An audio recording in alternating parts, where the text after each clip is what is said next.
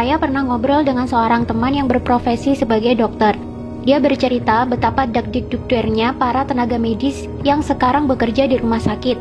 Mereka semua dalam kondisi tertekan, cemas, dan stres. Kenapa? Karena pasien-pasiennya, baik yang positif COVID-19 maupun PDP, jumlahnya semakin banyak dari hari ke hari. Dan mereka ada kewajiban merawat orang-orang yang jumlahnya seambrol itu di rumah sakit. Yang mana sebelumnya pihak rumah sakit tentu tidak mengira akan ada wabah pandemi seluas ini di 2020. Sehingga peralatan perlindungan diri pun kurang, hazmat kurang, gloves kurang, surgical mask kurang, shoe cover apalagi. Googles juga kurang banget. Makanya ada yang cerita, katanya untuk menghemat hazmat yang sekali pakai itu, ada dokter yang memakainya selama 9 jam. Nggak boleh dilepas, karena sekali dilepas, harus dibuang dan diganti dengan yang baru, yang steril. Sedangkan stok sangat terbatas. Jadi dalam 9 jam itu, dokter tidak boleh makan, minum, pipis, dan BAB. Biar APD, terutama hazmat yang sudah dipakai tidak perlu dilepas dan dibuang. Sedangkan dalam sisi lain, mereka harus menahan keringat, panas, lapar, haus, dan menghadapi merawat pasien-pasien yang saya yakini pasien-pasien itu juga dilanda ketakutan dan stres yang sangat signifikan.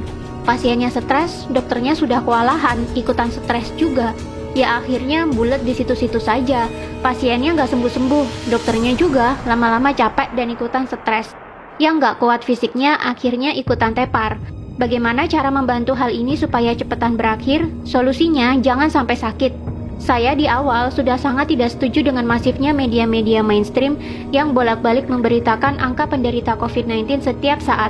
Memberitakan jumlah korban meninggal, memberitakan korban meninggal yang jenazahnya ditolak, memberitakan warga dan tenaga medis yang diusir dari kampung atau kompleks akibat COVID-19, dan masih banyak lagi.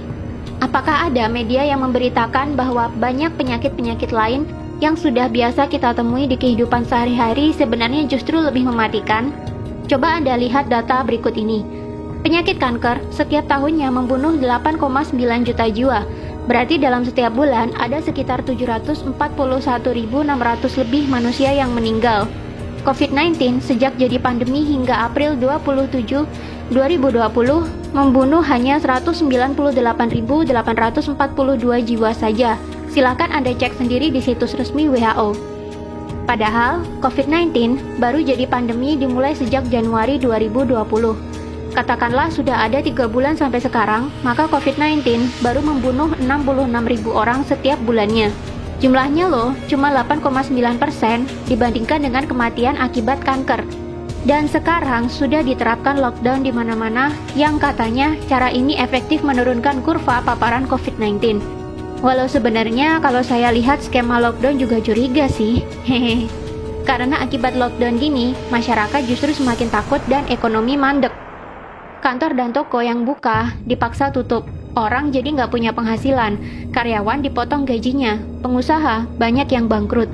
Pemerintah jadinya harus sedia banyak dana, selain untuk kebutuhan medis, tapi juga untuk stimulus ekonomi dan bantuan warga terdampak PSBB, supaya orang-orang tidak kelaparan akibat tidak bisa cari nafkah. Kalau nggak ada dana, ya hutang dong. Namanya penyakit, itu kalau nggak sembuh, ya meninggal dunia. Kalau kita lihat data, yang meninggal hanya 6,9% saja dari yang terpapar. Berarti yang 93,1% kemungkinan sembuhnya tinggi. Ayo melek data, jangan mau otaknya ditakut-takutin media. Media memberitakan COVID melulu, akhirnya cuma menebarkan kekhawatiran dan ketakutan. Orang yang khawatir, takut, was-was, sistem imun tubuhnya malah turun. Akhirnya malah kena penyakit macam-macam. Kalau dia bolak-balik melihat berita COVID, dan dia jadi khawatir dan stres karena COVID, dia bisa saja malah kena COVID-19 sungguhan. Sistem imunnya kalah sama ketakutan dan stres.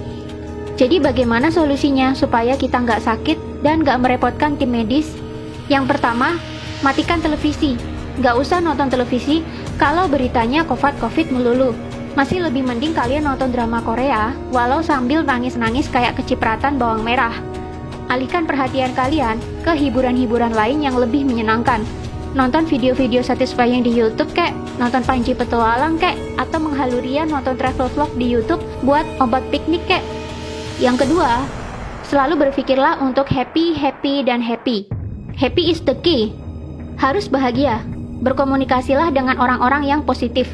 Tontonlah acara humor, bermainlah dengan kucing kesayangan, bermainlah dengan anak kalian yang masih unyu-unyu, pacaranlah dengan istri. Romantis-romantisan sama istri bisa bikin hormon kebahagiaan naik loh. Sistem imun juga ikutan naik. Yang ketiga, berpikirlah bahwa kalian selalu sehat. Jangan izinkan pikiran takut sakit sedetik pun mampir di otak. Ganti doa kalian yang semula, "Ya Allah, jauhkan kami dari wabah ini," dengan "Ya Allah, sehatkanlah fisik dan mental kami, supaya kami selalu happy dan bugar." Ingat ya, kata-kata yang sering keluar dari mulut, walaupun doa sekalipun, bisa masuk pikiran bawah sadar. Walaupun ada kata tidak atau jangan di depannya, tetap itu adalah kata-kata negatif. Kata-kata negatif ya negatif. Masuk ke otaknya jadi negatif. Jadinya tubuh dan lingkungannya meresponnya juga negatif. Misalkan kalian doa, "Ya Allah, jangan ada virus di rumah saya." Malah virusnya datang beneran.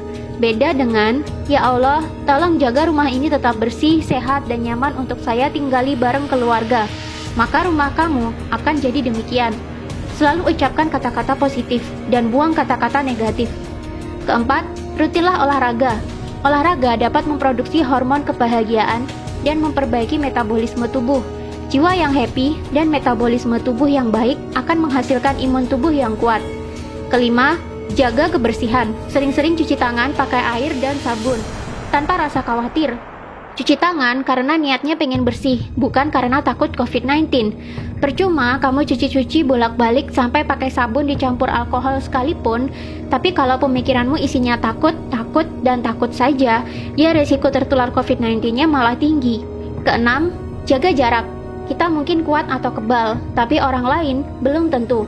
Mari hargai mereka dengan tidak dekat-dekat dan selalu pakai masker kemana-mana, terutama jika berhadapan dengan orang lain. Intinya adalah bahagia, happy, sehat, pikiran tenang, dibawa slow aja. Jangan sampai kamu masuk ke rumah sakit. Sekalinya kamu masuk rumah sakit, maka kamu akan bertambah stres, karena di sana isinya juga pasien-pasien yang lebih banyak stresnya ketimbang sakitnya. Gak usah terlalu perhatiin media. Matiin televisinya kalau beritanya gak enak melulu. Hiburan masih banyak.